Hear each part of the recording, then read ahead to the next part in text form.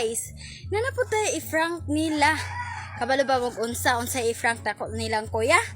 Alams na. Ako ikuan tong tubig sa Kalamunggay. Ako ibutang dito.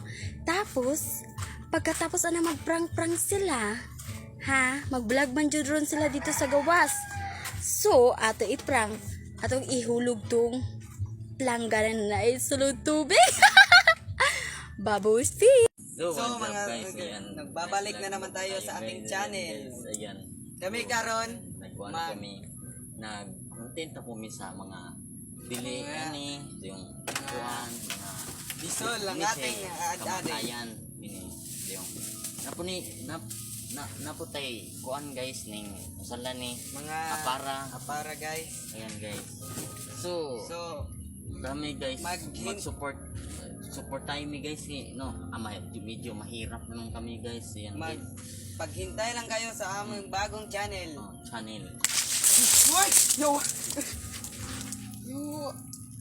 Binuang man yung bata Di ko ba akong content niya?